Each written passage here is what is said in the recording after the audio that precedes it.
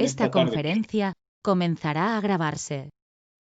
Bien, como les decía, gracias al Colegio de Ingenieros Mecánicos, Electricistas, Electrónicos y Profesiones Afines del Estado de Querétaro, CIMEC, por la oportunidad de dirigirme esta tarde hacia ustedes. Gracias al ingeniero Salvador Melgoza y al comité directivo del CIMEC. Bien, esta tarde vamos a hablar sobre el tema de las energías alternativas, la aportación a la matriz nacional, ¿sí? Y al asunto de las perspectivas y desarrollo, ¿sí? Bien, miren, cuando pensamos en las energías alternativas, lo primero que se nos viene a la mente es, pues, los aerogeneradores, los sistemas fotovoltaicos para la generación de energía eléctrica. Vamos a revisar qué es lo que está aconteciendo en este ámbito. La plática está en esta parte con los antecedentes, energía limpia, las centrales fotovoltaicas, las centrales eólicas, el biogás, perspectivas y algunas conclusiones. Miren, para la ley de la industria eléctrica, en su artículo 3º, se entenderá por energías limpias aquellas fuentes de energía y procesos de generación de electricidad cuyas emisiones o residuos, cuando los hayan, no rebasen los umbrales establecidos en las disposiciones reglamentarias que para tal efecto se expidan.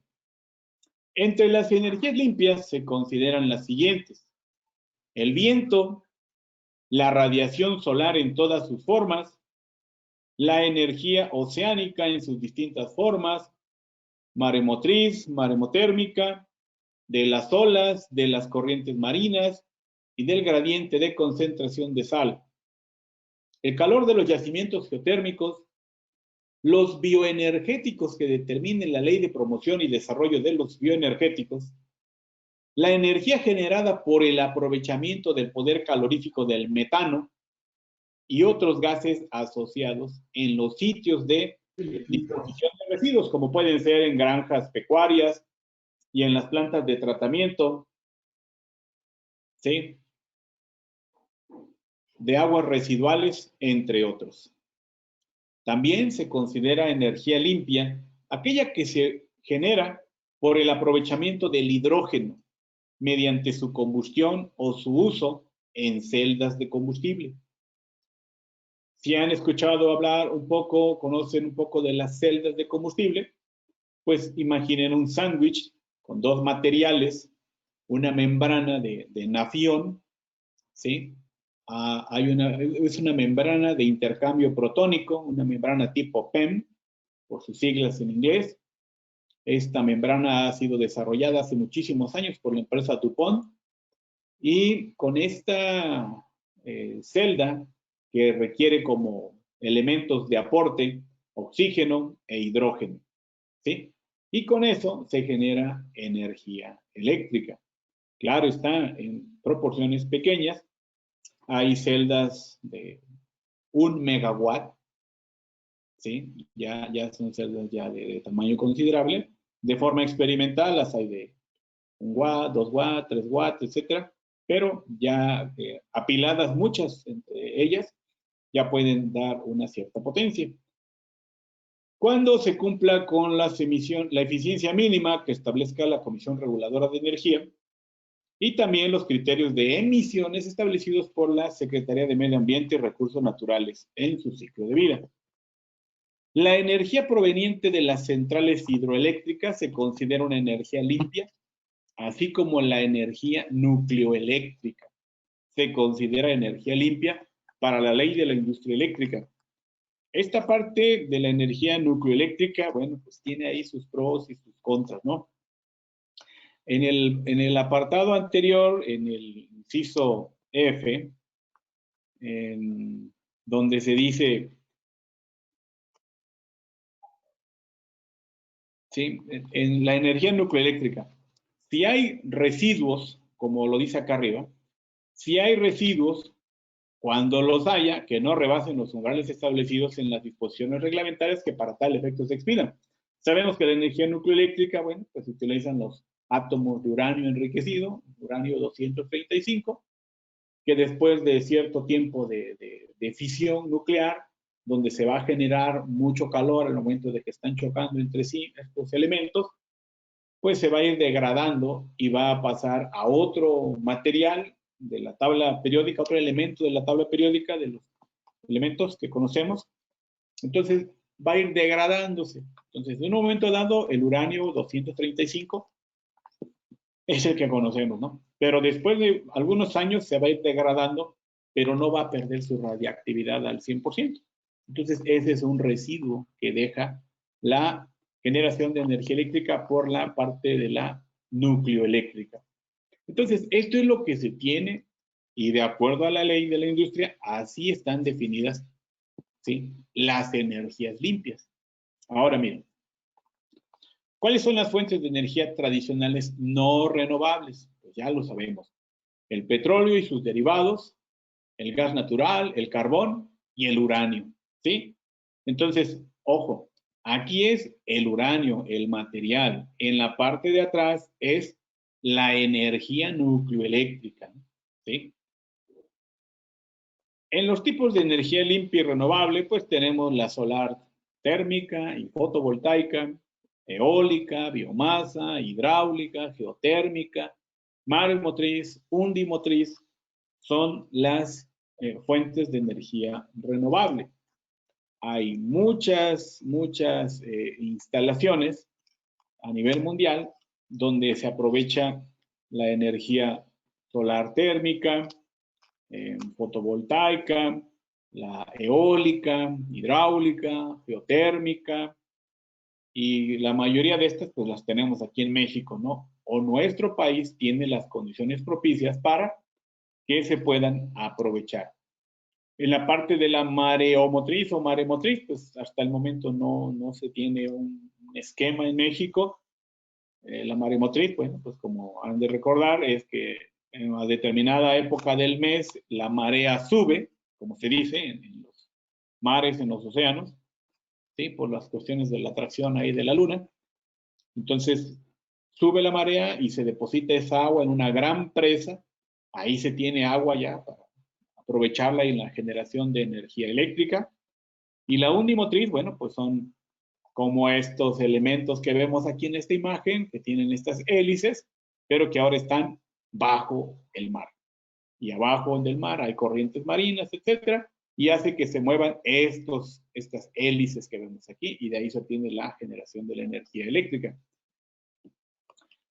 De acuerdo a esta imagen tomada de Greenpeace, dice que la energía solar puede proveer 2.850 veces, ¿sí?, la energía que se necesita pues actualmente, ¿verdad?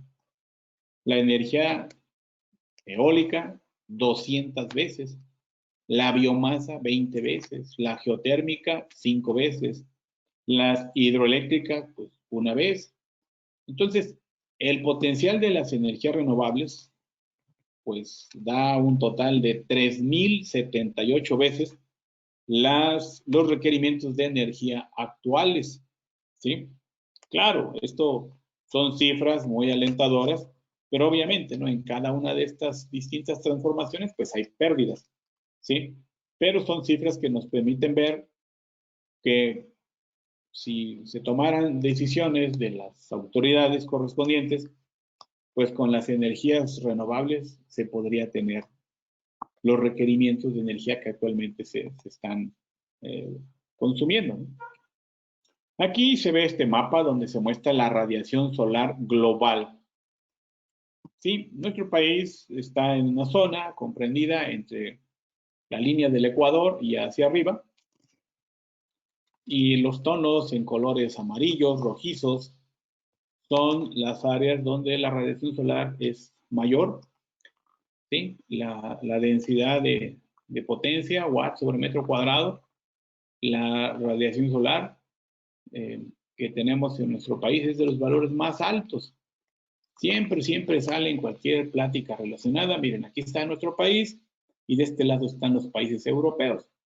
Y acá, pues comparado con nosotros, que estamos en el rojizo, en el amarillo, ellos están en el azul, quiere decir que los valores de radiación solar en esta región del planeta, pues son muy por debajo de lo que nosotros tenemos. Y siempre se dice, otros países europeos, el clásico ejemplo Alemania, aprovecha mejor o tiene políticas públicas que permiten un mejor aprovechamiento de la radiación solar que nosotros en nuestro país, que contamos con una abundante radiación solar, pero pues los trabajos que se están desarrollando van avanzando de a poco, pero pues ahí van. Miren, la Estrategia Nacional de Energía para el año, comprendida para los años 2012 a 2026, enviada al Honorable Congreso de la Unión el pasado 29 de febrero de 2012, establecía que la generación eléctrica a partir de energías limpias debe alcanzar una participación del 35% de la generación total en 2026. Ya nos quedan como 5 años. Sin embargo, los costos de generación de estas tecnologías aún resultan elevados en comparación con otras fuentes de energía. Entonces, eso era una estrategia nacional, ahí está ese documento. Y desde ese tiempo ya se decía, ¿no? Para el 2026, el 35% de la generación de energía deberá provenir de energías limpias, ¿sí? Hace unos 8 o 10 años, bueno, pues obviamente, ¿no? La tecnología, los aerogeneradores, los módulos fotovoltaicos, pues eran muy costosos. De ahí que se tenía esa cifra, ¿no? Para comentarles, aquí hay una nota que salió en esta página de internet, donde se habla que es posible que toda la Unión Europea, ¿sí? Por ahí del año 2050, ¿sí?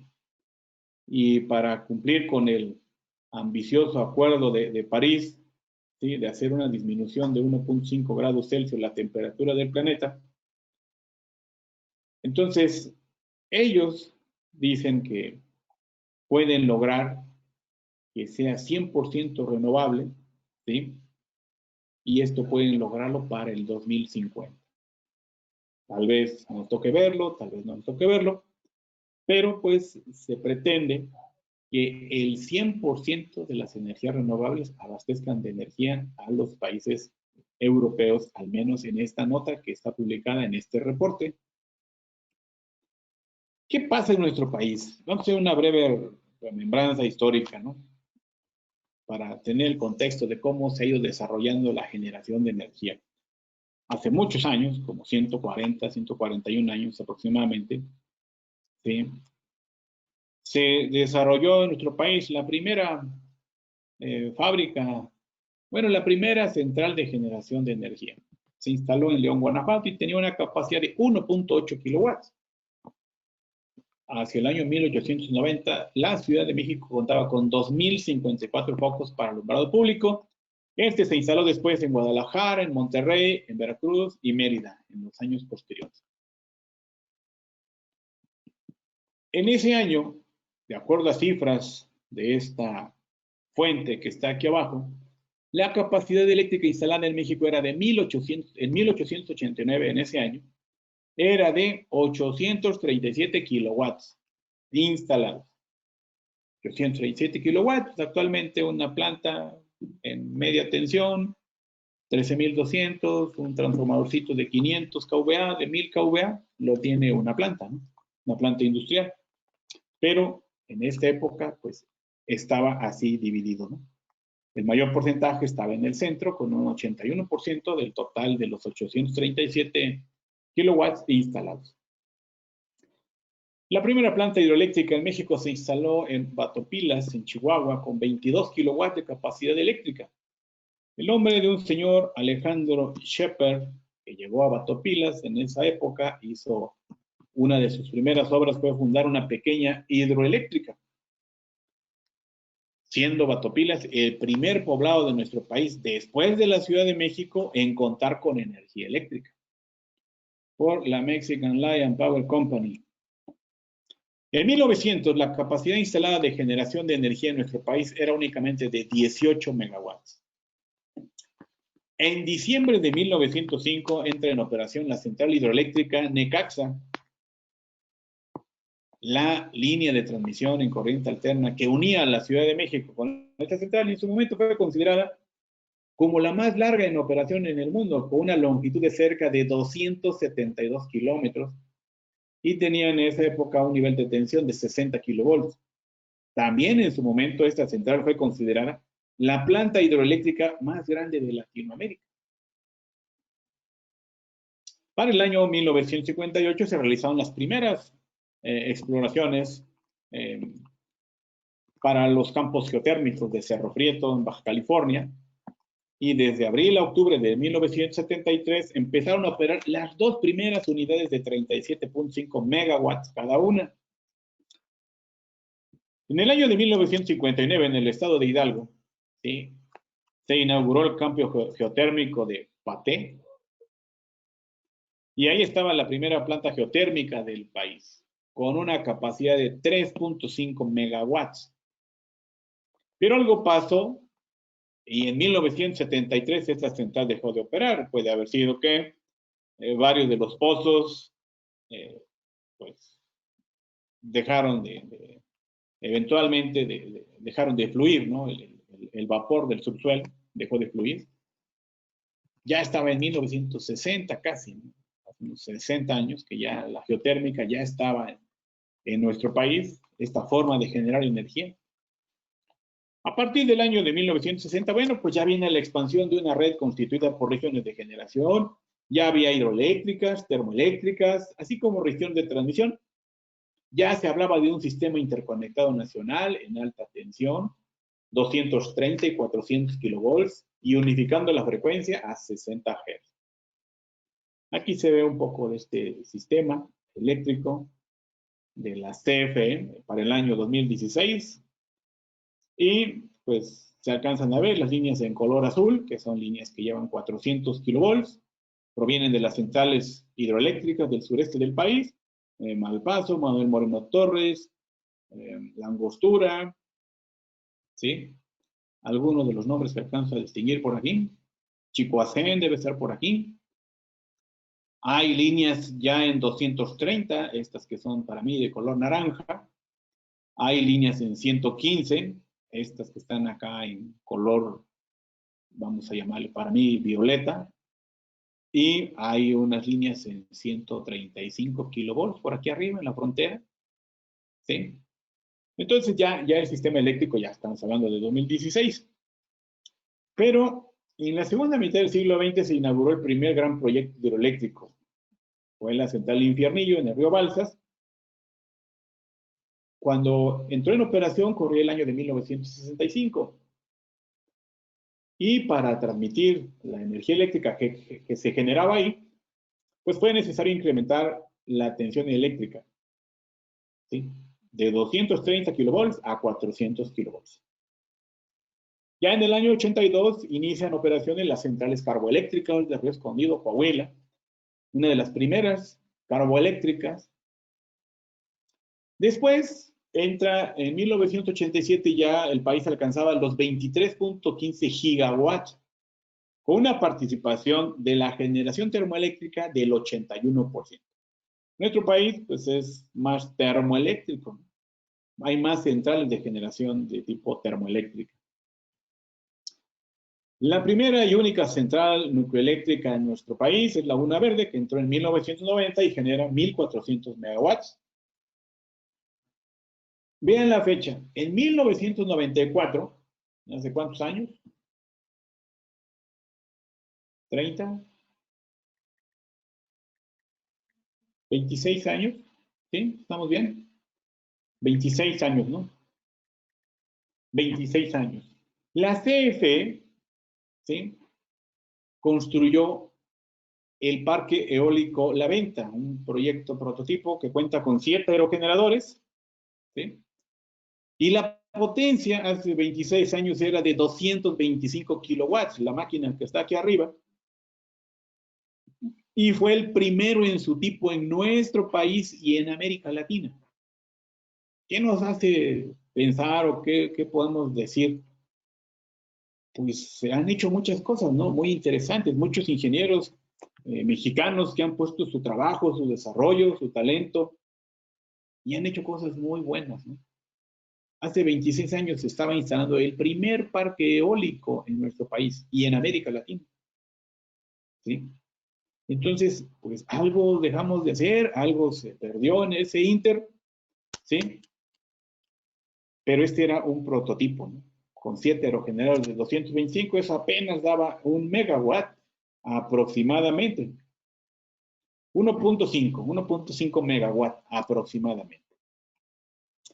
Después viene el año 2000 y la primera central en operación bajo el esquema de productor independiente de energía, los PIE, fue Mérida 3 en Yucatán, una tecnología de ciclo combinado y 484 megawatts. Ahí algunas gentes dicen, bueno, CFE pues no tiene el recurso y permitió, o la autoridad, etcétera, permitió que ahora existieran los productores independientes de energía. Y esta fue una de las primeras plantas. ¿Sí? Aquí se habla de que fue una de las primeras de productor independiente de energía de México, ¿sí? Así que está ahí en Mérida.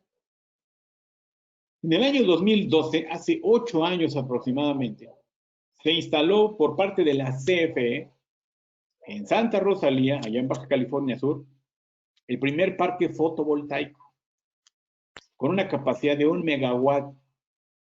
Aquí, para los años 2012, bueno, para el año 2012 se invirtieron 70 millones de pesos. El parque fotovoltaico cercano a la planta geotérmica Las Tres Vírgenes, se instalaron 4,000 módulos fotovoltaicos, ¿no? Aproximadamente de 250 cada módulo. Ya en 2017 entraron en operación 10 megawatts, que son parte del proyecto solar Villanueva en Coahuila. Dicho proyecto forma parte de los ganadores de la primera subasta de largo plazo en 2015. Y este es el primer proyecto en operación bajo este esquema, creado pues a partir de la reforma energética. En este parque tienen una extensión de 2,400 hectáreas. Bueno, quienes son de la Ciudad de México podrán hacer la referencia y dice que pues, son 3.5 veces el tamaño del bosque de Chapultepec y se instalaron 2.3 millones de paneles, módulos fotovoltaicos, ¿sí? Entonces vean ustedes la cantidad de tierra, vamos a decirle así, que se requiere de espacio para instalar una central que da 10 megawatts.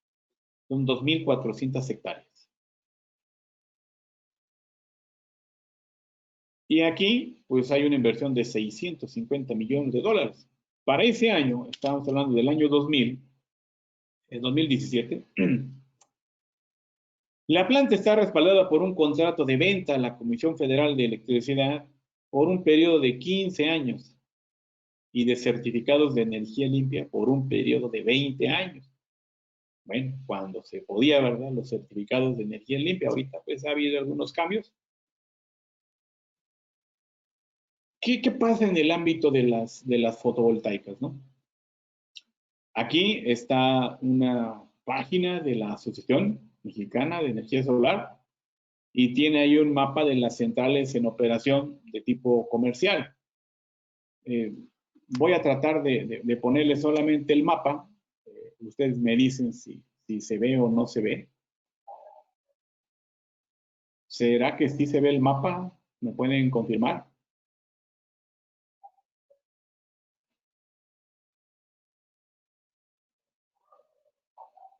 ¿Sí, sí se ve el mapa, ingenieros? Sí, ya se ve un mapa por ahí. Ah, muy bien, muchas gracias. Miren, este mapa está aquí en esta página y es interactivo, ¿no? Usted le da un clic. Estas son las centrales, ¿no? Podemos ver alguna central en particular. Le voy a dar un clic aquí a Mérida y nos dice que es una central que se llama San Ignacio, desarrollada por Jinko y Aldesa y es de 18 megawatts. ¿sí? Podemos ver una de por aquí, del centro del país, y este es el Parque Solar Don José.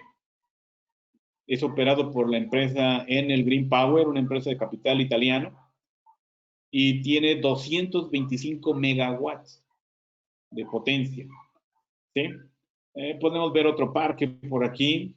Este es uno de, el nombre se llama Tuli Energía, y es de 150 megawatts por Cemex y Pattern, ¿no? Una empresa por ahí. Podemos ver así los parques, La Trinidad, Eosol, de 60 megawatts. ¿Qué es lo que está pasando? En esta parte de acá es donde tenemos valores muy, muy altos de radiación solar, y obviamente, ¿no? Aquí, pues, los inversionistas han decidido. Aquí tenemos este de Santa María, 148 megawatts en Chihuahua, ¿sí? Y esto es con datos hasta el año 2019, por ahí de los meses de septiembre, octubre, hasta noviembre. Son los datos más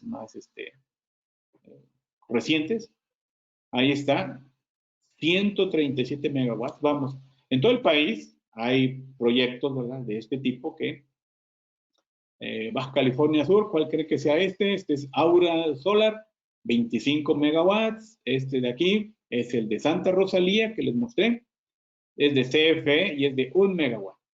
Entonces, algo pasó, ¿verdad? CFE se quedó por aquí con este de 1 megawatt y los demás ya son particulares, ¿de acuerdo? ¿Sí? Plantronics, todos los demás son de particulares, ¿sí? Todos los demás. ¿Sí? Y en alguna parte, bueno, pues obviamente, ¿no? Aquí está Iberdrola con un parque en Hermosillo de 100 megawatts, ¿sí? Entonces, ¿qué es lo que qué es lo que está sucediendo? Pues que estas personas, pues venden la energía a la CFE. A ver, ya regresamos a la presentación, ¿sí? ¿Sí se ve la presentación ahora?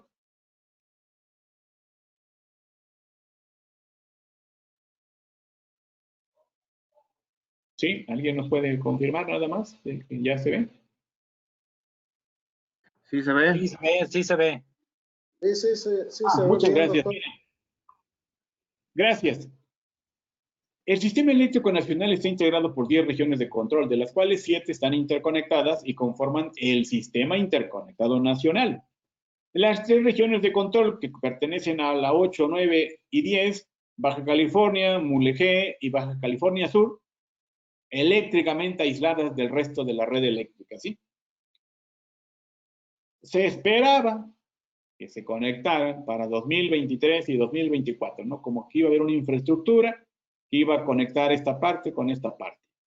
Pero, de momento, me parece que ese proyecto está detenido y no se sabe cuándo vaya a regresar. De acuerdo a esto, si estos compatriotas que viven por acá se les fallan las centrales, hay una de aquí, la de Tres Vírgenes, de 1 megawatt, pero pues no sería suficiente. Entonces, pues quedan ya sin forma de generar energía, ¿no? Por medios convencionales, que es lo que más se produce, que por la parte de las energías alternativas. Aquí, en 2017, la capacidad instalada del sistema eléctrico fue de 75.685 megawatts. El 70.5% corresponde a centrales eléctricas convencionales y el 29.5% a centrales eléctricas con tecnologías limpias. La capacidad se incrementó un 3% respecto a la capacidad registrada al cierre del año 2016. Así que la capacidad instalada de generación de energía eléctrica en el país desde el año 1960 y hasta el año 2013, año en que se promulgó esta reforma energética, creció 17.5 veces. Aquí está la figura donde se dice capacidad instalada por tipo de tecnología. ¿Qué es lo que más abunda? Pues ciclo combinado, termoeléctrica convencional, hidroeléctrica, carboeléctrica, turbogás, ¿sí? Y después, en porcentajes menores, está la eólica con un 6%, núcleo eléctrica con un 2%, geotérmica, solar, FIRCO, el fideicomiso de riesgo compartido, generación distribuida, frenos regenerativos, ¿sí? Está en un 2%. Bioenergía y cogeneración eficiente está en un 3%, según cifras del año 2017. ¿Sí? ¿Por qué creen ustedes que no se ha aumentado estas partes? Las eólicas, las solar. ¿Qué se imaginan ustedes? ¿Por qué no se ha desarrollado más? ¿Por qué no llegamos a un 20, a un 30, a un 40 de las eólicas y de las solares? ¿Qué se imaginan? ¿Alguien puede comentar algo? Se limitó el presupuesto. Presupuesto. La idea, o bueno, el comentario, cuando yo escucho así el presupuesto, uno dice, ah, bueno, pues es que el gobierno, ¿verdad? Federal o las autoridades pues no quieren invertirle o no hay dinero para meterle a este tipo de proyectos, ¿verdad? ¿Sí? ¿A eso se refiere, ingeniero? Y así es, se limitó el presupuesto. Ok, ¿cuál es tu nombre, ingeniero? ¿De dónde nos acompaña? ¿Se quiere ser moderador ahí en el evento de favor? Antonio Angelares de Chihuahua. ¿O la estás ocupado? Ah, excelente, excelente, ingeniero. Sí, esa es una situación, ¿no? El presupuesto. Usted que está en esa región, bueno, pues debe de estar Ok. viendo. Ok. Hay Ok. mucho potencial, ¿no? De producción solar, de velocidad de viento. Y uno dice, bueno, ¿por qué no se puede? Ándale. Y a mí me están entrando unas llamadas aquí también. Quiero opinar. Aquí tenemos que decirle al ingeniero Salvador que apague su micrófono. Gracias. Aquí, Doctor, como ven ustedes. doctor Marroquín, Jorge Ugalde quiere opinar. Alfonso Vázquez Adelante, también. ingeniero. Bien Adelante. de todos. Ingeniero Ugalde. Sí, no se puede tener un alto porcentaje de eólica, porque si no hay viento, eso desquiciaría el balance entre generación y consumo. Igual Sí. solar, si hay nubes o llueve y baja la producción de energía solar, como está sucediendo en Argentina, que tiene un alto porcentaje solar y alto porcentaje eólico, y cuando algo sucede y bajan esas producción de energía, hay un desquiciamiento terrible en el sistema. Ese es lo que yo he escuchado. A ver, un punto de vista. Muchas también. gracias, ingeniero Ugalde. Adelante. El otro ingeniero. Alfonso Vázquez. Miren, Adelante. la generación en todo el país está supeditada a que las redes de transmisión sean lo suficientemente, que crezcan en la misma proporción que la generación está existiendo. ¿Por dónde vamos a sacar toda esa energía eléctrica? Dígase solar, dígase eólica, hidráulica, sino a través de las líneas, a través de las redes de comunicación.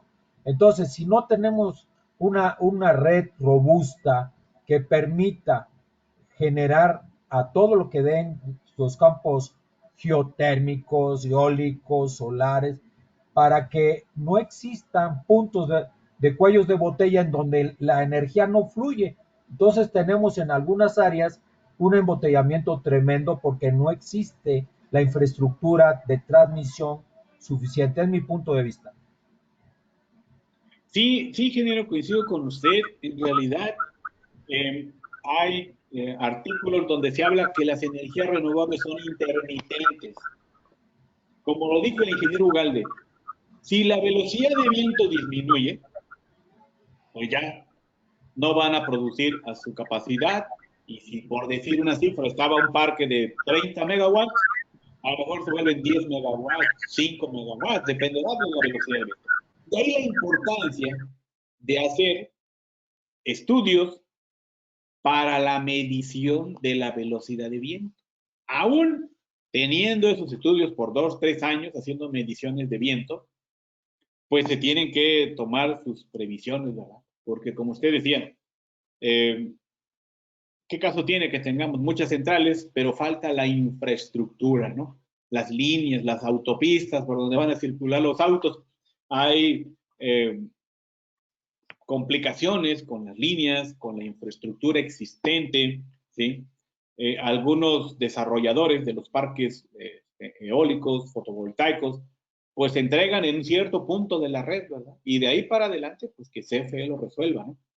Entonces yo creo que por eso el desarrollo, además, en términos generales, pues es más barato, ¿no? Entre comillas, puedes quemar gas, diésel, carbón, ¿sí? Para la producción de energía. En una nota que leía se decía que, ¿sí? Un comentario. Sí, adelante. Sí, Adelante. en relación principalmente a la energía eólica y la energía solar. Se supone, así lo debo entender, que todos los proyectos que salen para implementar un sistema eólico o solar están cimentados en proyectos de vida útil. Es decir, claro, están contemplando todos los puntos relacionados naturales, fenómenos de clima, de nieve, de viento, de tal forma de que se escogen los puntos estratégicos donde la velocidad del viento sea la adecuada para poder tener un buen sistema eólico o un sitio donde haya una insolación pues tremenda, de tal forma de que se puedan aprovechar los paneles solares. Claro que obviamente los fenómenos naturales se nos llegan a presentar y suele suceder anomalías, pero por ejemplo en el caso de los sistemas de radio de microondas, pues también se diseñan con características que puedan superar ese tipo de anomalías naturales, como puede ser la nieve, la lluvia, el viento, en fin, que aunque sí están supeditados a que llegasen a tener cortes, pues la idea es de tener un buen diseño y un buen proyecto. Ese es mi comentario. Sí, claramente, todos los proyectos, pues imagine usted que hay muchas empresas que llegan a nuestro país y se asocian con empresas mexicanas y entonces vienen capitales de los Países Bajos, de los países europeos, donde he escuchado que, bueno, es que son gente que ya está jubilada y invierte su dinero, etcétera. Obviamente, esos proyectos pues tienen que revisarse, ¿no? A conciencia. Hay mediciones de velocidad de viento durante 3 años como mínimo, en torres de 60, 80 metros de altura. Cada 20 metros se instala un anemómetro que mide la velocidad de viento. Se hacen los análisis correspondientes de toda la información que se logra almacenar en los equipos de cómputo, las proyecciones, ¿sí? Y como usted dice, ¿no? Se tienen que escoger los emplazamientos, los sitios más adecuados, más idóneos para que se tenga la generación de energía como se tiene proyectada. Cuando se habla de que son intermitentes, pues voy a decirlo así, ¿no? Son los términos que utilizan para decir, mira, pues es que dependemos, ¿verdad? Si al viento se le ocurre soplar, obviamente, no, eso no lo quiero decir de esa manera, pero pues son situaciones ya de otro índole, ¿no? De otro tipo, que bueno, no las vamos a tocar por aquí. Entonces, se habla de que de 2016 a 2017 creció un porcentaje ahí de 28.8% a 19.5%. Ahí se hablaba del 3% aproximadamente de crecimiento, ¿sí? Y sigue todavía la generación por convencional, quemando algún combustible, contra un porcentaje muy poquito, ¿no? Vamos un 70-30, estamos ahorita convencional y energía limpia. De acuerdo a esto, la capacidad instalada por tipo de tecnología, ¿sí? Tenemos una sumatoria de 526 centrales. Ahí están la ciclo combinado, la termoeléctrica, carboeléctrica, turbogás, combustión interna, lecho fluidizado, que están en todo el país. Ahí están los valores en los megawatts que producen cada una. La limpia, pues ahí está, Doctor. ¿no? La hidroeléctrica. Doctor, hay un Sí, ingeniero, Ernesto Jiménez, que pide la palabra. Sí. Entonces, si puede abrir su Adelante, micrófono. ingeniero, adelante. Sí, con mucho gusto, adelante. Buenas tardes, amigos. Miren, cuando uno promueve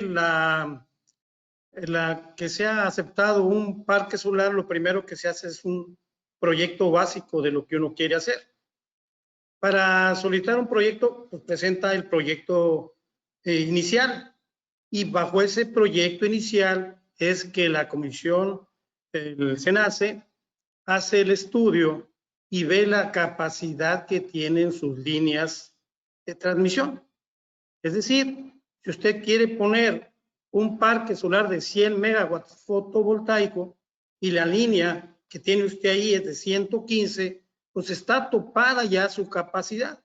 De antemano, no es que vayan a poner más líneas de transmisión o recalibrar las líneas. Es que también cuando uno está tratando o intentando de que le acepten un parque solar o un parque eólico, perdón, lo que tiene que es que solicitar el estudio de las instalaciones y solicitar el estudio del impacto a las redes para que uno pueda. No puede ser nada más de que yo quiero poner aquí un parque fotovoltaico. Entonces, esa es la razón por la que nosotros pues, debemos de ver esto desde otro punto de vista. Desde el momento que uno quiere instalar o hacerse acreedor a que le acepten un parque o le den un permiso para que uno genere, pues debe de ver si está en las condiciones. Si no, puede pedir que el sistema eléctrico nacional, que ya está establecido y que de acuerdo al PRODECEN se hace un estudio a tiempo, al 2030, por decir algo de este año, pues es que nosotros también tenemos que tener esas consideraciones. Y lo que mi opinión básica ahorita es que ya la suspensión de las subastas debe ser básica. Ya no se debe de permitir que se interconecte ningún parque solar o eólico a la red nacional hasta en tanto no se vea lo que es cómo está la ley de la transición energética y podemos ver que se soporte realmente, que no nada más estemos jugando a que sí o que no por cosas políticas. Esa es mi opinión. Excelente, ingeniero. Mire, ahí como usted lo dice, ¿no? Por ejemplo, en nuestro país, para la generación por medios fotovoltaicos, si usted quiere hacer un parque fotovoltaico, pues estamos limitados a medio megawatt, ¿no? A 500 kilowatts. Todavía pueden decir 495, ¿no? Para que no tengas todavía que hacer el papeleo con la Comisión Reguladora de Energía. Ya después de los 500 kilowatts, bueno, pues ya viene todavía una serie de situaciones que tienen que cumplir. Sí, es un hecho. Este es un tema bastante interesante porque si usted tiene el dinero, tiene la facilidad, ya ubica el emplazamiento, tiene estudios técnicos, ambientales, de Semarnat, de todas las dependencias, ¿sí? Pues ya usted dice, bueno, está bien, vas a iniciar tu trabajo, ¿no? En el mes de mayo, abril, mayo, salió el acuerdo de la confiabilidad, continuidad del sistema eléctrico, seguridad de todo eso. Y en ese momento la autoridad dijo, ¿saben qué? Las plantas fotovoltaicas, las centrales fotovoltaicas y las eólicas que estaban a punto de entrar en operación, porque estaban en la etapa de pruebas, pues, ¿qué creen? Que van a estar fuera, ¿no? Ya no van a poder hacer sus cuestiones ahí. Es un tema bastante amplio, ¿no? Los que tienen el recurso dicen, oye, pues yo ya tengo mi parque, ¿no? Ahora, ¿cómo me dices que me espere? ¿Sí? Entonces, es un tema bastante complicado.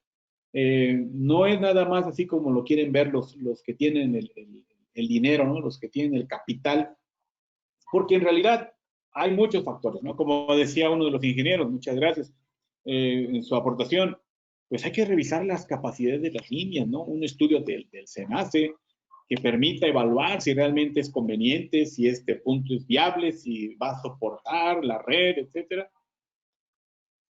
Entonces, de ahí surgió esto de que pues, las empresas se ampararon, ¿no? Las empresas que ya tenían sus parques. ¿Y qué creen? Pues que le están ganando al gobierno actual. Están logrando que les den los amparos, ¿no? No quiero decir que ya le ganaron.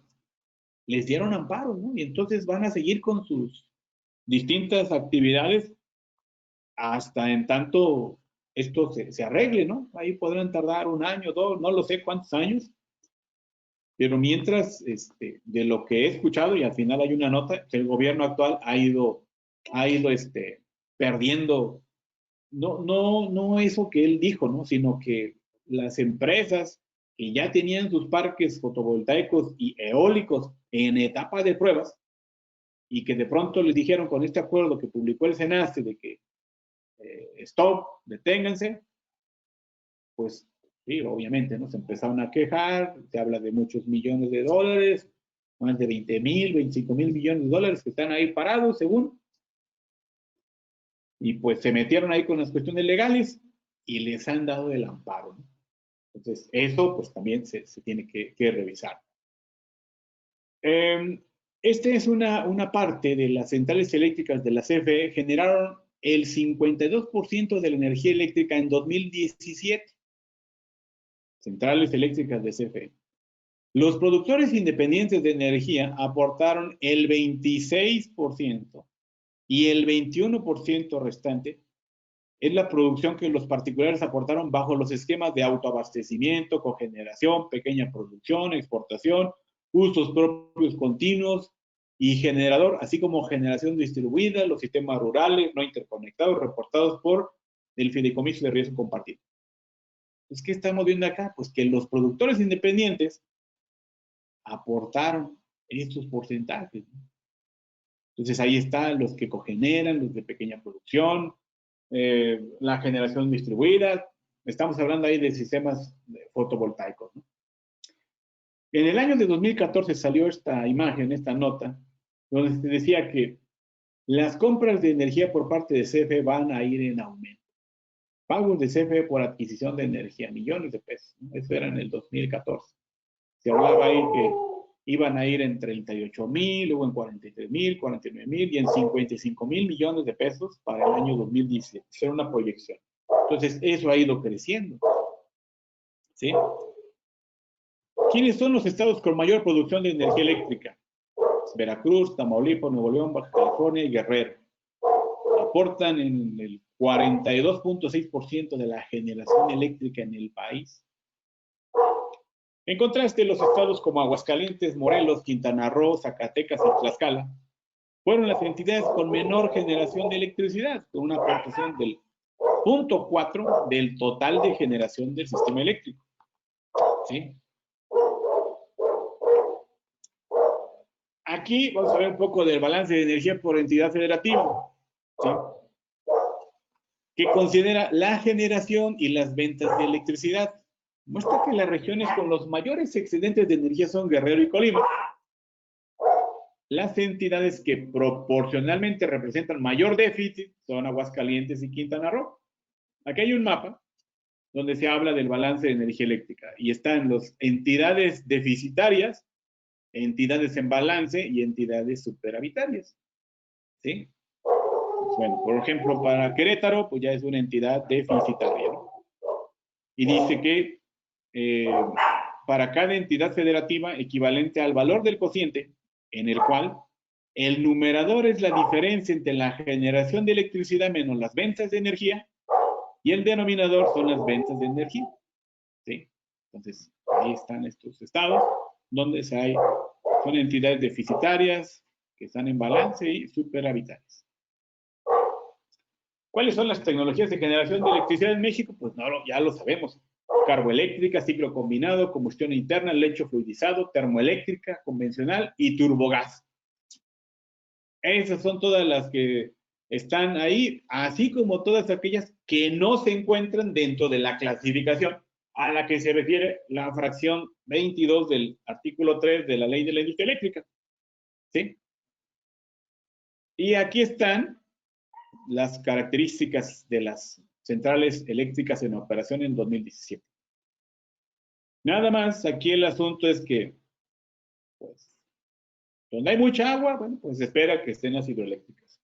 En algunas zonas del país, pues no hay agua, así no hay ríos, tantas presas y demás, pues hay termoeléctricas, carboeléctricas, al final turbogás, combustión interna, lecho fluidizado. Esa de lecho fluidizado es una central en la que puede quemar muchos combustibles, entre comillas, pueden ser desde lodos, desde pastos, biomasa, vamos, lo que quemen ahí solamente hay 2 o 3 centrales de lecho fluidizado en nuestro país. Aquí hay dos centrales, ¿sí?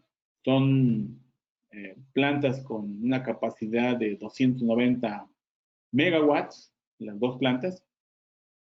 Entonces, de acuerdo a esto, esta es así como decimos, ¿no? La matriz energética de nuestro país, ¿no? ¿De dónde proviene la energía eléctrica que se consume? ¿Sí? Lo ideal, y si se compara esto con otros países, bueno, pues otros países le han apostado a las energías renovables. Otros países le apuestan a la nucleoeléctrica. Otros países le apuestan a la cuestión del carbón. ¿Sí? Bueno, es como cada autoridad, de acuerdo a sus proyecciones, pues indica, pues vámonos por aquí, vámonos por allá para la generación de energía. Hay muchísimo potencial para la cuestión de la eólica y la fotovoltaica, sí, pero pues como se dice, ¿no? Lo que no hay, pues son inversionistas, ¿no? Que de pronto decidan o que quieran invertir en nuestro país, ¿sí? Este dato es así como que muy complicado, ¿no? Las tecnologías convencionales para la generación de energía eléctrica contribuyen con el 18% de las emisiones totales de gases de efecto invernadero a nivel nacional. Es la segunda actividad del país con mayor impacto al medio ambiente después del transporte, con un volumen anual de 125,000 millones de toneladas de CO2. Eso sí es un dato muy fuerte, ¿no? Para nuestro país, ¿sí? De ahí vienen esas partes donde se habla de la COP, las conferencias de las partes, donde se reúnen líderes a nivel mundial para tomar acuerdos con la idea, la intención de bajar las emisiones contaminantes. Y de ahí está que nuestro país, en el plan que les mostraba hace rato, donde se decía que de 2000 hasta el 2026 se tenía ese planteamiento, ¿no? Probablemente el objetivo no va a cambiar, ¿no? A lo mejor van a cambiar algunas cosas, pero de momento es lo que les puedo comentar que en el aspecto de las energías renovables, pues eso es lo que se está moviendo, ¿no? Aquí adelante, bueno, estos son videos, ¿no? No los vamos a pasar ahorita, son muy tardados, ¿sí? Solamente era para ver cómo funcionaba una central termoeléctrica, una nucleoeléctrica, un ciclo combinado, etcétera. Eso no lo vamos a pasar. Hay centrales de generación de ciclo combinado, pues sí, es aprovechar los gases excedentes de la combustión, la quema de gas, la mezcla de gas, de aire, la chispa, operan las turbinas de gas y los excedentes de esa combustión, los gases que todavía van a muy buena temperatura, se aprovechan para producir vapor y ese vapor se impacta sobre otra turbina y ahí tenemos el ciclo combinado. Aquí en Querétaro está Ingredio en México, una central en San Juan del Río, para una empresa, y ahí producen 29 megawatts, de acuerdo a este dato.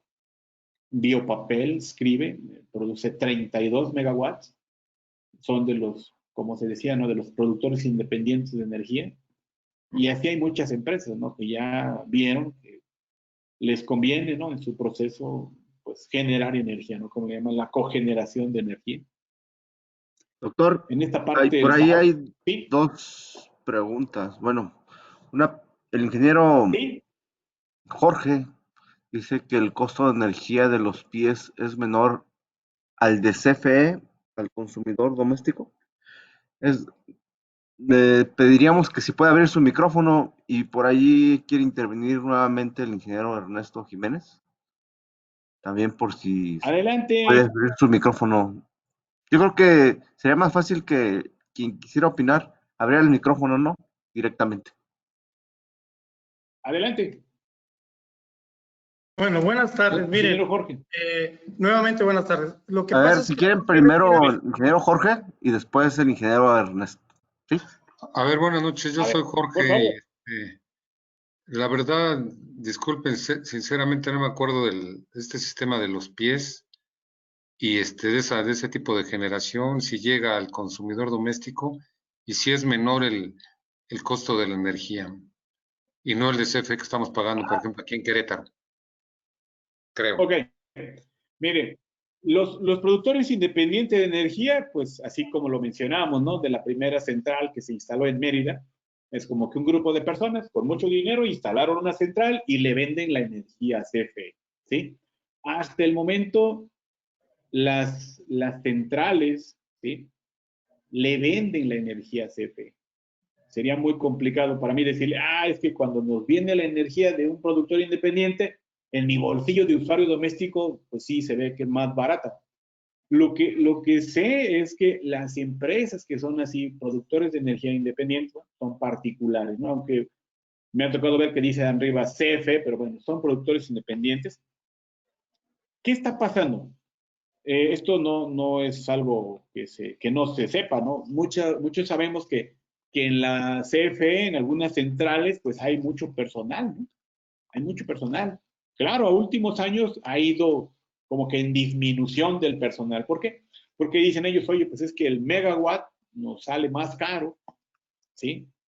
Si tenemos una base de muchos trabajadores y, bueno, toda la parte laboral. Y los productores independientes pues llegan con tecnologías, con centrales más eficientes en su operación, con menos personal. Y eso hace que su megawatt, entre comillas, pues cuesta un poco más barato. Pero eso nosotros no lo sabemos, porque eso solamente se lo venden a CFE, ¿verdad? Y CFE no lo vende a nosotros. No, hasta el momento todavía no hay una central que nos venda en ¿no? Más bien pienso que entonces puede ser más costoso porque le compran a otro y lo más barato es el que lo tiene y lo genera. Entonces, al comprarlo a pies, pues a lo mejor entonces todavía es un poco más costoso. Pienso. Sí, ahí el asunto, quien ve todo eso, pues es el SENACE, ¿verdad? El que compra la energía, el que sale todos los días con los despachos de energía, es como un mercado, ¿no? Pues quiero comprar energía, a ver cuánto me cuesta el megawatt contigo y cuánto me cuesta el megawatt contigo. Y bueno, intervienen otros factores, ¿no? Pero es algo así, ¿no? De comentar de que todavía no le compramos la energía eléctrica a un productor, por ejemplo, Directo. ¿no? A mí me gustaría decir, le voy a comprar energía a Enel Green Power, ¿no? Porque esa viene de parques fotovoltaicos.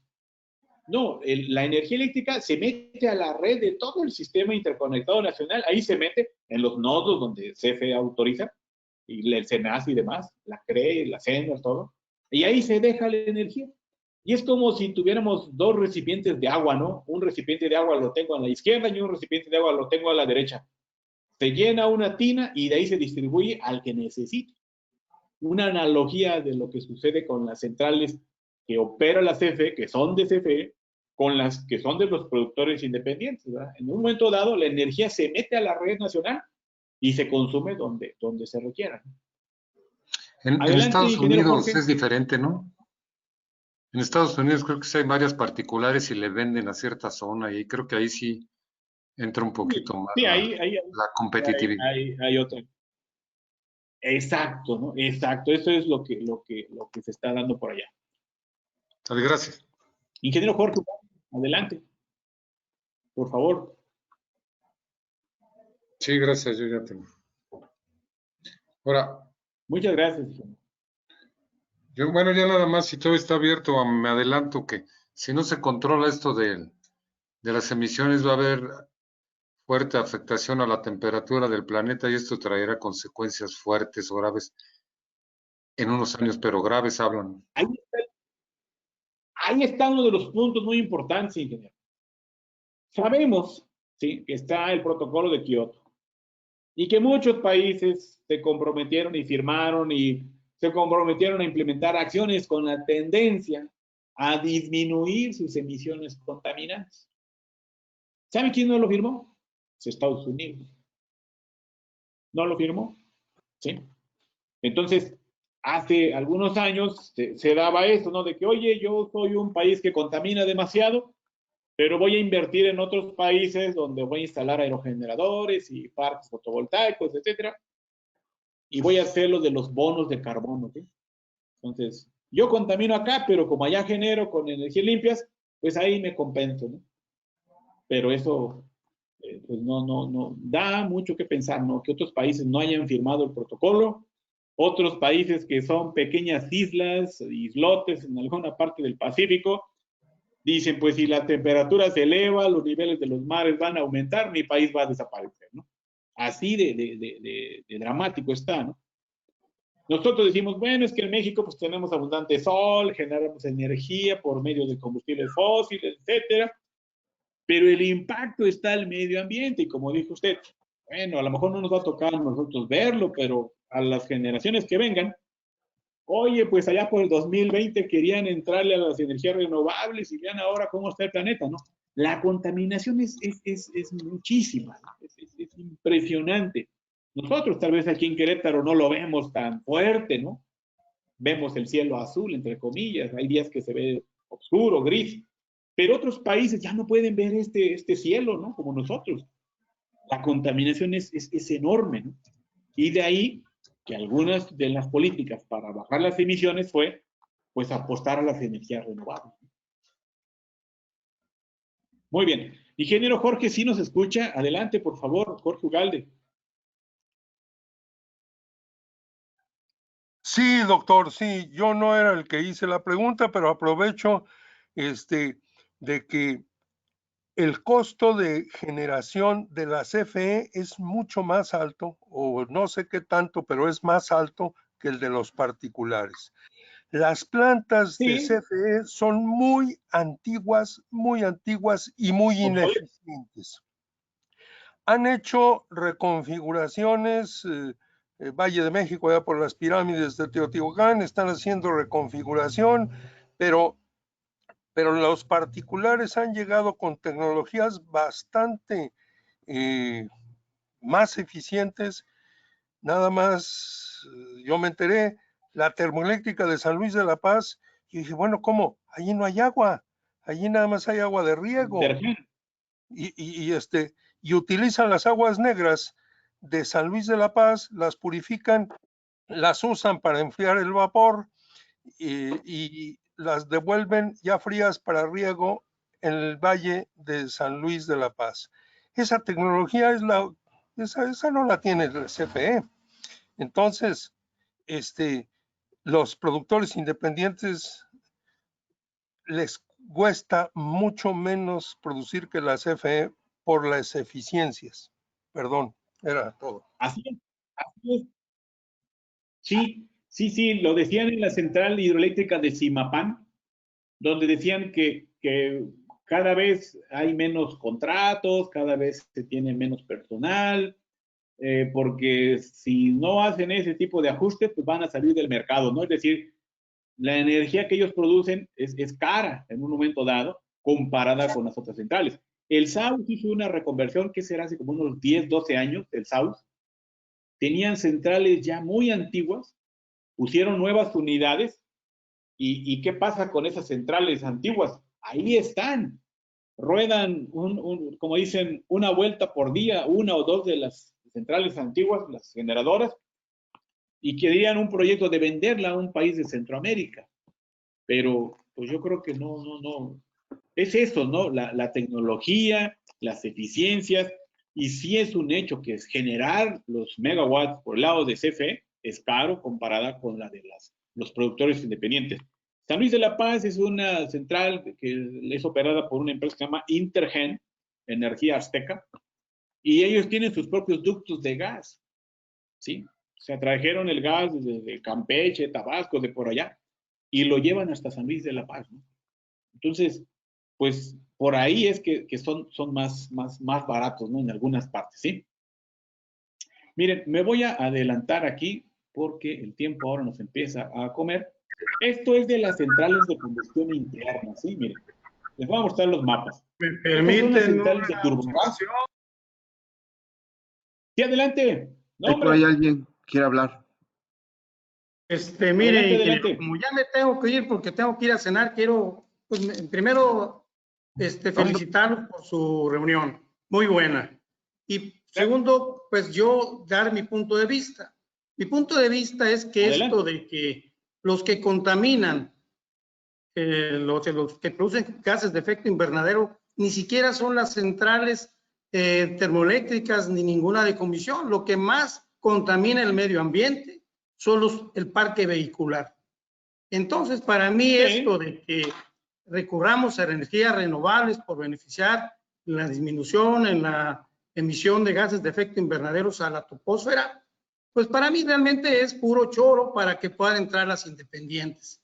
Porque todos los contratos o los permisos que se dieron para generación se dieron antes del 2018, sin analizar siquiera los efectos que alguien estaba comentando ahí, que produce a la hora de que entran y que salen las centrales eléctricas.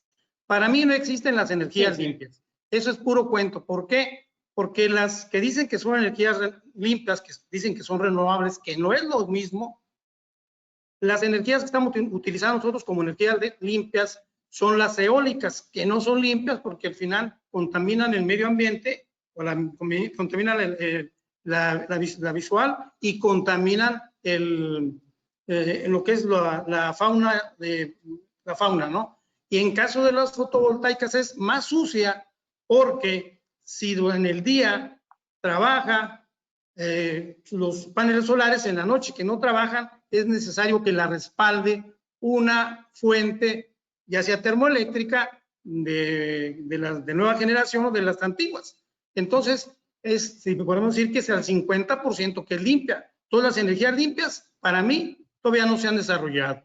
Entonces, esto es nada más para que entren más renovables al sistema eléctrico nacional, nada más a causar problemas.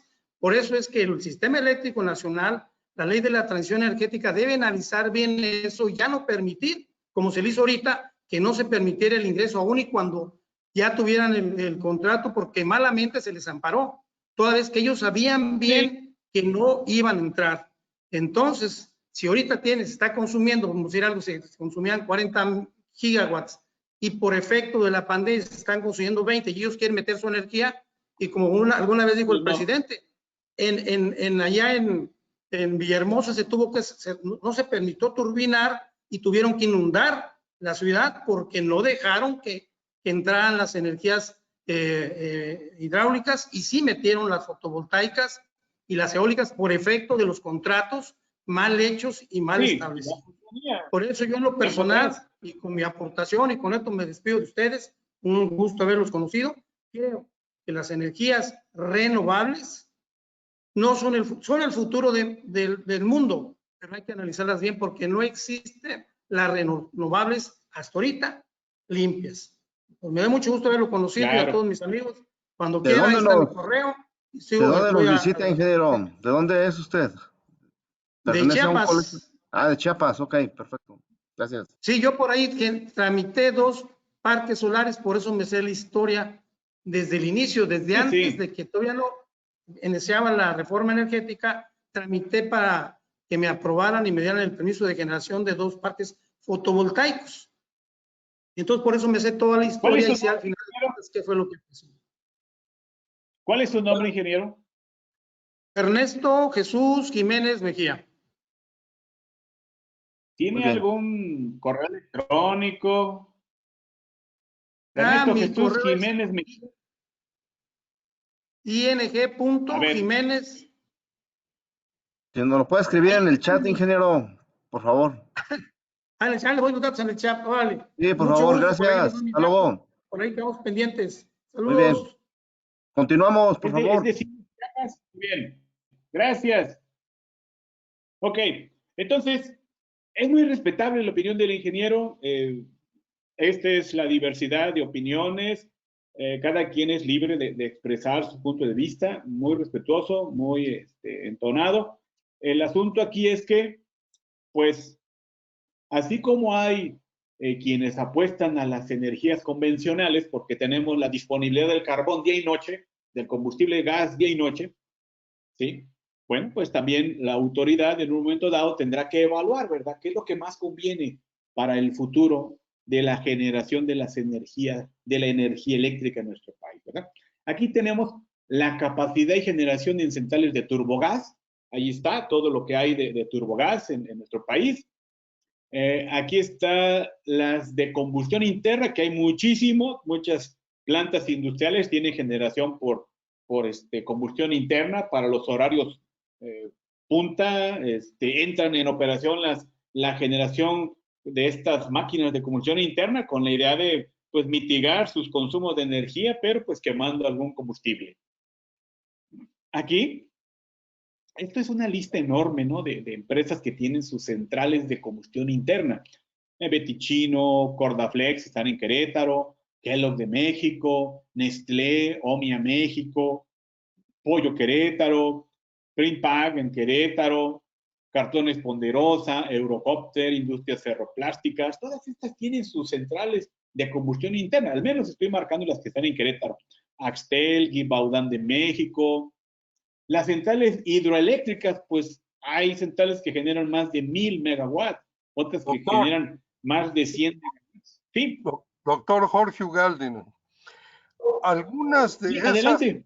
Sí, gracias. Algunas de esas empresas sí generan todo el día, pero muchas, sí. el caso de Kellogg's, específico de Kellogg's, generan únicamente en horario pico, en horario en donde la electricidad es muy cara, como en todo el mundo, no nada más en México, pero les es más económico autogenerar, autoabastecerse en horario pico.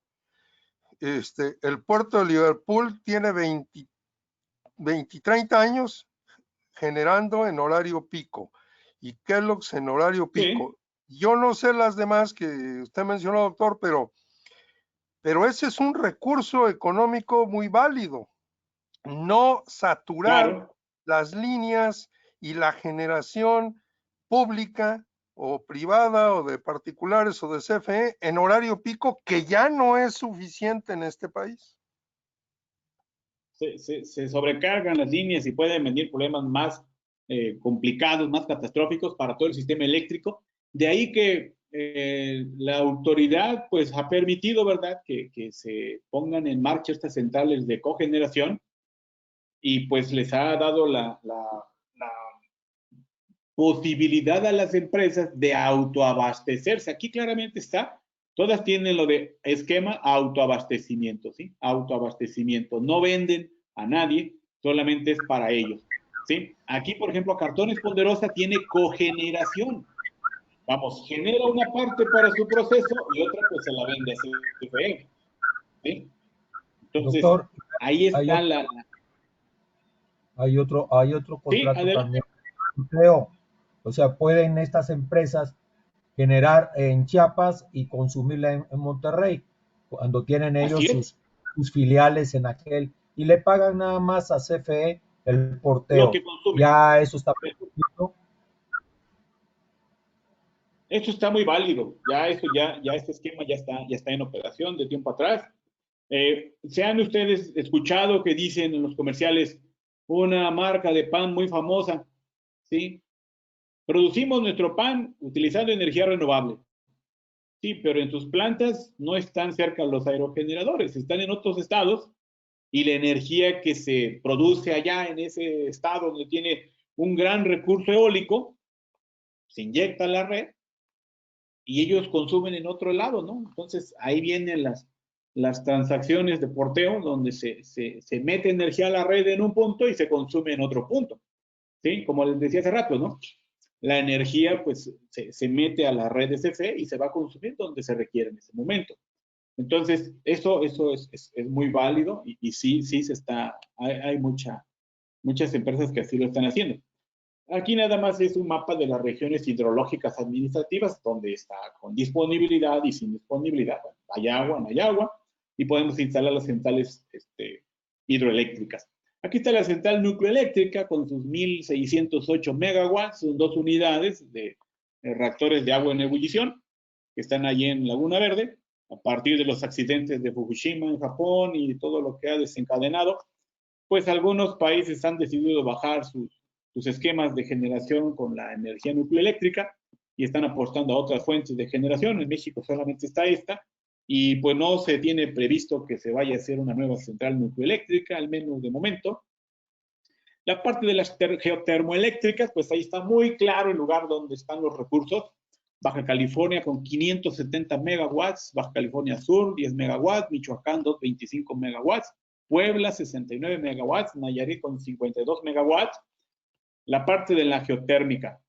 Aquí está la parte de las centrales solares, ¿sí? Y aquí está la parte de fotovoltaicas. O sea, cuando decimos centrales solares son aquí las fotovoltaicas. Y aquí están en Querétaro, una que se llama Prosolia Internacional de México, generan 1 megawatt. Los demás son los parques que están en todo el país, como les mostré hace ratito el mapa. Estas son las centrales, aquí están los nombres. ¿Sí? Aquí están unas de Coppel, de generadora solar a Paseo en Guanajuato, Yusasol, TAI, Durango 5, 4, 2, 3, parques fotovoltaicos, ¿sí? Que están allá en esa zona. Santa Rosalía, 3 Vírgenes con su 1 megawatt, ¿sí? Entonces, estos son centrales fotovoltaicas. Aquí están las... Ay, no me deja.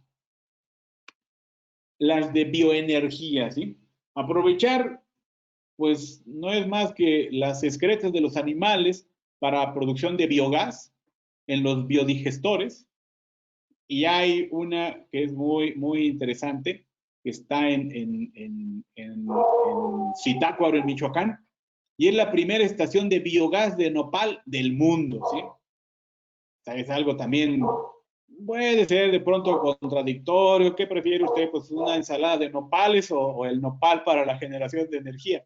Claro, no digo que es el mismo nopal, hay pues distintas variedades, pero hasta es una patente de un ingeniero mexicano que se llama Miguel Ángel Aque Madera y tiene una patente, ¿no? De la generación de energía a partir del nopal, produce biogás y ese biogás le hicieron una demostración al gobernador de ese estado para alimentar a un auto con biogás y ya podía arrancar el auto, ¿no? Entonces, son proyectos que están tratando de desarrollar.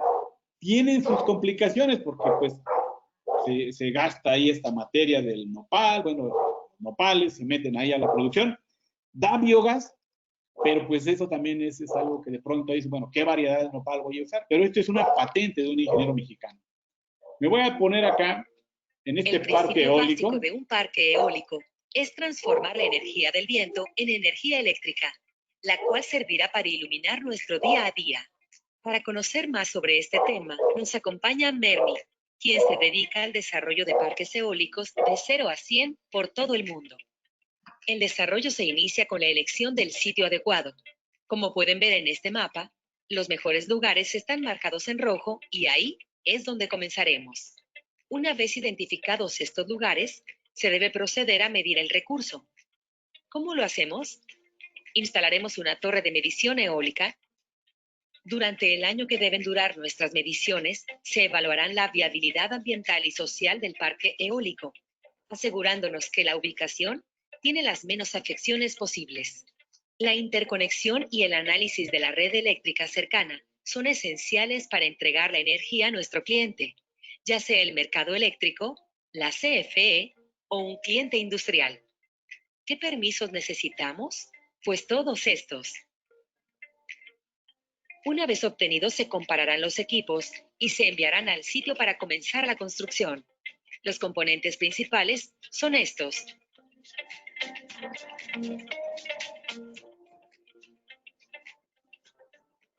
Las obras de construcción incluyen ejecución de los caminos, excavación de las bases y construcción de las plataformas para el montaje. Este se inicia con el alzado de la torre. A continuación, se instala la góndola y finalmente se eleva el rotor. La generación de energía se inicia con el impacto del viento sobre las palas, haciendo que el conjunto generador gire. El viento ha existido desde siempre, pero hoy somos capaces de convertir su energía en una de las fuentes renovables más desarrolladas y que contribuyen al desarrollo sostenible, ya que es perfectamente compatible con actividades como la agricultura y la ganadería. Las mujeres de MERM trabajamos porque conozcas estas tecnologías. Te invitamos a que tu aporte al mundo deje huella. Bueno, pues este es un asunto de las centrales eólicas, ¿no? Es un asunto de las mujeres en energía renovable, ¿no? Aquí está el viento en números. Al año 2018 había en nuestro país 4.935 megawatts operando, 54 parques eólicos, 2.447 aerogeneradores. 20 a 25 años es la duración de un aerogenerador. 5 al 6% del porcentaje de la electricidad mundial es abastecida por la energía eólica. Hay 12.9 millones de toneladas de CO2 equivalentes evitadas en emisiones por año. Hay 1.148.000 personas trabajando en el sector eólico alrededor del mundo y 539.000 megawatts de energía eólica producidos mundialmente en 2018. Para México, se espera que por la transición energética se triplique la capacidad para el año 2027. Si se tenían casi 4.935 megawatts, hablamos de 5.000, para el año 2027, de acuerdo a estas cifras de la Asociación Mexicana de Energía Eólica, se esperaban que se logren 15.000 megawatts. ¿Sí? ¿Cómo se va a lograr? Aquí está una proyección. En 2019 se tenía este mapa y aquí están los estados en donde ahora no nada más es Oaxaca, con sus 2.756 megawatts que tiene actualmente, sino que otros estados se han sumado a la generación de energía eléctrica por aprovechamiento del viento con los aerogeneradores. Entonces, en 2019 se tenía previsto incorporar al menos 1.359 megawatts adicionales, un incremento del 27% con respecto al 2018. ¿Cuáles son las perspectivas? Para 2020 se tiene acá que Oaxaca está en 2.756, pero vean Tamaulipas. Tamaulipas llega a 1.485 megawatts. Después de Oaxaca es el estado donde se han instalado más parques eólicos y está compitiendo ahora ya con Oaxaca. De acuerdo a proyecciones, una nota que salió hace unos 15, 20 días, se desea allá en Tamaulipas ser inclusive el mayor productor de energía eléctrica mediante el aprovechamiento de los aerogeneradores. Para 2024, ¿sí? Tamaulipas tenía en 2020 1.485, para 2024 se espera que tenga 1.719 megawatts. Oaxaca continúa en esta cifra de proyecciones. Aquí es importante ver cómo se han ido agregando otros estados: Zacatecas, Guanajuato, Chiapas, Puebla, Coahuila, Sonora, Baja California, ¿sí? Y se dice que para 2024, pues esperan así, 15.000 megawatts. Oaxaca puede llegar a 5.076 megawatts. Tamaulipas a 2.279. Yucatán a 2.595. Los principales estados donde la cifra puede rondar aquí a los 2.000, 2.300 megawatts. Entonces, esa es una perspectiva esperada para 2024. Estas son las centrales solares que están en nuestro país a noviembre de 2019, ¿no? Por aquí están todas las que ya les había mostrado. Todo esto está en el mapa que les mostré hace rato, y ahí usted le puede picar y ver inclusive unas fotografías del parque donde están instalados. Estas son algunas de las notas. Miren, Tamaulipas le apuesta a la energía eólica. La entidad busca superar al primer generador nacional de energía limpia, que es el estado de Oaxaca.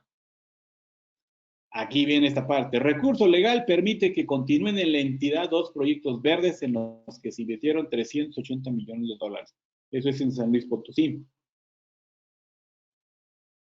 Entonces, hay ahí apoyos por ese asunto de la contingencia. Tamaulipas, ¿sí? Los parques eólicos han atraído una fuerte inversión a Tamaulipas.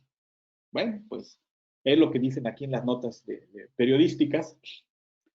Genera a través de la energía eólica 1.477 megawatts. Sí, escuchamos al ingeniero Ernesto Jesús Jiménez Mejía, creo que era su nombre, y decía que, bueno, pues que afean el panorama, que la fauna, la flora. Pues sí, no les voy a negar que ahí hicieron una carretera y algunas especies murieron, alguna flora va a desaparecer. Bueno, pues esto es así y probablemente haya rescate, ¿no? de la fauna, de la flora, y se instalen en otro lado, etcétera.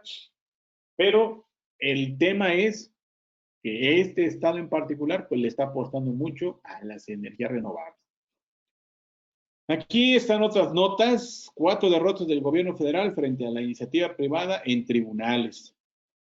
Esta de acá, México de campeón a paria de las energías renovables en menos de 2 años. Y aquí está la nota, ¿no?, del periódico de Forbes. En términos de algunas cuantas conclusiones, la matriz energética en México con un 17% de renovables. Este es un reporte, así como se dice, ¿no?, de café a verde o de contaminante a limpio, ¿sí? Expone 80 indicadores que evalúan el nivel de avance en las políticas y acciones de las economías del G20 para enfrentar la emergencia climática. Se dice que es probable que la temperatura promedio de la Tierra rebase los 1.5 grados Celsius en el año 2030, ¿sí? Apuntan a un incremento promedio de la temperatura global superior a los 3 grados. Incluso en caso de no definir políticas más ambiciosas, pues para acelerar la reducción de emisiones de manera efectiva, es probable que la temperatura promedio de la Tierra rebase los 1.5 grados. Las emisiones en el país, en México, se han incrementado un 70% del año 90 al año 2016. ¿Sí? Niveles que no se encuentran alineados a la meta de incrementar la temperatura del planeta solo a 1.5 grados de la que tiene actualmente. Las fuentes fósiles representan el 89% de la oferta de energía primaria, uno de los niveles más altos en estas economías del grupo de los 20, y esto es debido a la alta dependencia del uso de gas, que representa 39% frente al 4% de las renovables en la oferta energética. Entonces, como pueden ver ustedes, hay mucha generación de energía eléctrica por las fuentes convencionales. Las energías renovables están avanzando en la instalación, bueno, centrales fotovoltaicas y eólicas siguen avanzando, sigue habiendo inversión, se están desarrollando los distintos parques eólicos, trae mucha connotación, hay muchas situaciones problemáticas. Por ejemplo, en Oaxaca les puedo comentar que en la zona del Istmo de Tehuantepec, pues las empresas llegan y hablan con un sector de la población y como se dice, ¿no?, los apoyan, pero hay un sector que se opone y hay problemas sociales, políticos, económicos.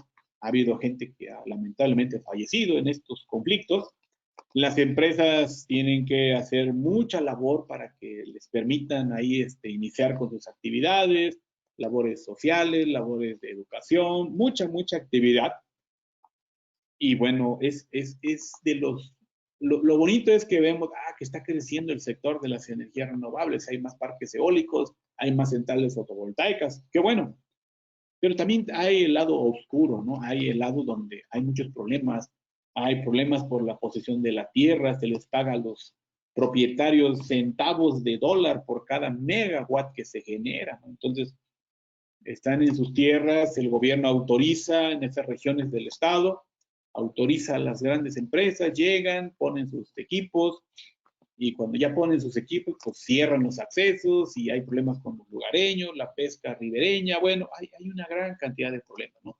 Entonces, lo que les puedo decir finalmente es que, de acuerdo al plan de desarrollo, donde se decía que para 2026 el 35% de las energías, de la producción de energía debería provenir de energía renovable, bueno, pues esperemos que se cumpla y que habrá gente a favor de las energías renovables, gente en contra de las energías renovables, pero lo que sí es un hecho es que la contaminación pues cada vez es mayor.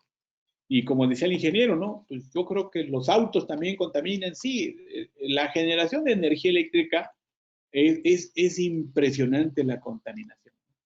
Se dice que después de los dos grandes contaminadores son pues la generación de energía, las dos actividades primordiales y el transporte, ¿no? Entonces yo creo que está en cada uno de nosotros decir, bueno, si mi auto lo afino, lo mantengo, lo cuido y que no contamine, lo llevo a las verificaciones, bueno, pues estoy haciendo mi parte. Si instalo módulos fotovoltaicos en mi vivienda para generar energía eléctrica, bueno, pues estoy haciendo algo bueno por por mi parte, ¿no? Ya cada quien estará en la mejor o tomará la mejor decisión, ¿no? De poder, si lo vemos del lado político, pues créeme, no vamos a acabar, ¿no?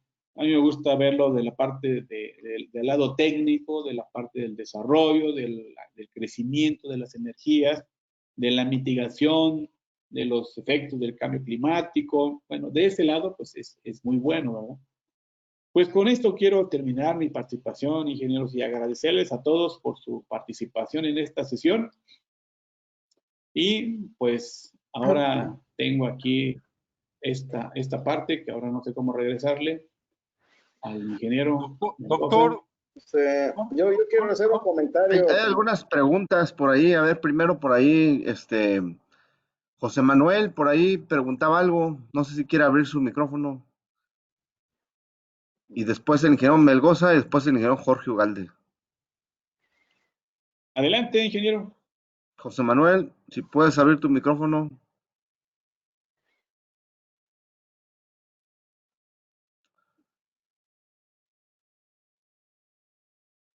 Pues aquí está José Manuel, pero Bueno. tal vez no nos escucha. Bueno, pues nos pasamos al ingeniero Melgoza. Bueno, él preguntaba acerca de la basura, de los paneles solares dañados. Sí, la basura electrónica de los paneles, miren, con el paso de los años contaminarán el medio ambiente. Ya hay programas donde se están reciclando el marco, el marco de aluminio, el vidrio y el silicio. Obviamente, para esto pues hay que gastar energía, hay que meter energía, ¿sí? Entonces, sí es un punto en que dice uno, oye, ¿y eso pues va a contaminar? Pues sí, va a contaminar, pero al final pues es una actividad de reciclaje, ¿no? Sí hay programas ya muy ambiciosos para hacer un reciclaje. Sí, uno puede decir, bueno, ya termina la vida útil en 25 o 30 años, pero ya se están haciendo proyectos para reciclaje.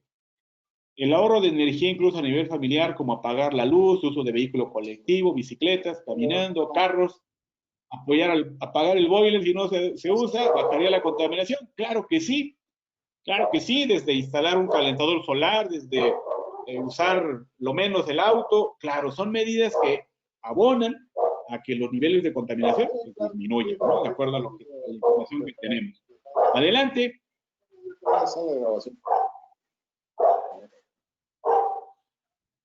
Aquí había una nota, no sé si hay alguien más, pero dice, ¿qué pasará cuando termine la vida útil de los sistemas fotovoltaicos y los parques eólicos? ¿A dónde irán todos los paneles, turbinas, paletas eólicas? Pues se están haciendo programas de reciclaje, ¿sí? Programas de reciclaje, que es lo que se está haciendo a largo plazo. Y dice acá que la energía nucleoeléctrica genera energía 24/7, no tienen emisiones de CO2. Pues sí, no hay emisiones de CO2. Para L. Carmen, lo malo, lo complicado de esto es que pues hay que estar con el combustible, hay que estar comprando combustible muy seguido, hay que tener confinamiento de esos residuos peligrosos, y eso es lo que contamina, ¿no? Los residuos, y no hay forma de deshacerse de ellos, ¿no? Hay que enterrarlos, guardarlos en cápsulas, y pasarán muchísimos años para que esto se degrade. El ingeniero Melgoza quería participar. Sí, no quisiera dejar pasar la oportunidad para mencionar por el proyecto que está haciendo el CIATEC y del cual ya tenemos un prototipo de funcionamiento aquí en el Marqués, de la planta generadora de energía eléctrica de 1,5 megawatts, que hace uso del CO2 para generar la energía, el dióxido de carbono. Entonces, quisiera invitarlos para que vieran nuestro canal de YouTube y puedan consultar. Hay 2 presentaciones sobre esta planta de energía y que pues también forma parte prácticamente ya de la lista de energías renovables, ¿verdad? Una planta de energía a través del CO2. Supercrítico le llamó el ingeniero de CIATEC. Es un estado estado de que depende de la temperatura del CO2 supercrítico, así le llaman. Excelente. El Inge Ugalde por ahí también quería participar. Sí, gracias. Doctor, lo que sucede en este país de 2 millones de kilómetros cuadrados es que no en todos lados sopla el viento. Tenemos dos sierras Claro. madres que cómo nos han partido, porque allá en tu estado, el Istmo de Tehuantepec está después del nudo mixteco y la cosa ya ahí es plana, ¿sí? Por eso hay aire allá. Y Tamaulipas, que es plano y que la Sierra Madre se mete acá por Coahuila, por ahí está don Gilberto López Velázquez que me está escuchando en su estado, y entonces Tamaulipas es plano y por eso también. Pero la Sierra Madre Occidental, desde Oaxaca hasta Sinaloa, está pegadita al mar y entonces los aires ahí no se pueden controlar. ¿Estás de acuerdo que tu mapa está por Oaxaca y por Tamaulipas y un poquito Puebla, pero que aquí en el centro del país, el aerogenerador que está en el edificio de rectoría de la UAC, nunca lo he visto dando vuelta?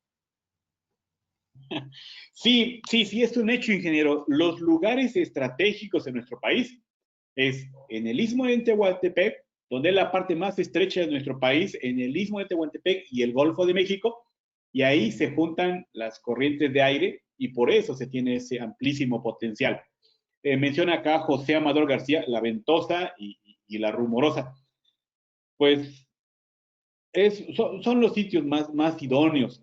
Desde hace más de 50, 60 años, un laboratorio en Estados Unidos ya había hecho estudios y ya tenía bien definido el potencial de generación de energía para el Istmo de Tehuantepec. Entonces eso ya se sabía desde hace muchísimos años y ahora pues se está haciendo. Como se decía en este video de Mermi, donde decía, primero hay que hacer un estudio, ¿verdad? Para ver si es viable. Yo puedo decir, aquí el Cerro de San Juan de Río en La Venta, el Cerro de La Venta, para mí es un punto donde puede instalarse un aerogenerador. Bueno, sí, está muy alto, pero habría que hacer unas mediciones puntuales cada 5 o 10 minutos durante 2, 3 años y después de eso, con esa información, pues ya poder tomar alguna decisión. No en todo el país, como se dice, el aire es una mezcla de gases y cuando el aire adquiere una velocidad distinta de cero, se vuelve viento y dependemos de los vientos, ¿sí? Para la instalación, para el emplazamiento, para seleccionar el lugar, pues tenemos que hacer un estudio muy minucioso de ese potencial. Si el potencial nos sale muy malo, ese punto no va a producir la energía que esperamos. Nuestro país tiene mayores posibilidades de la instalación de campos fotovoltaicos. Por ahí había un proyecto en el que se decía, bueno, cada vivienda que instale sus módulos fotovoltaicos y que se los descuente a CFE, la generación distribuida. Pero eso también puede acarrear muchos problemas para la red de la CFE. Entre comillas, pues va a perder la CFE, ¿no? Pues ya no me compran tanta energía como antes, pues ¿qué va a pasar, no? Entonces, todos esos aspectos se tienen que sentar las autoridades, los productores, la iniciativa privada, los académicos, la empresa, no lo sé, y determinar cuáles son los mejores escenarios. Sí, hay proyectos para Querétaro, había para la instalación en Huimilpan de un parque eólico. Ya lo quitaron, es decir, ya ese proyecto ya se canceló. Estaba en el mapa de AMDE, la Asociación Mexicana de Energía Eólica, y de pronto ya desapareció. Y algunos dicen que lo trasladaron a otro estado vecino, pero porque el potencial de viento es el que marca la pauta. Sí, ingeniero, estoy totalmente de acuerdo con usted. Muchas gracias por su comentario. Adelante, ingeniero. Melgoza. Muy bien, pues si ya no hay más preguntas, voy a detener la grabación.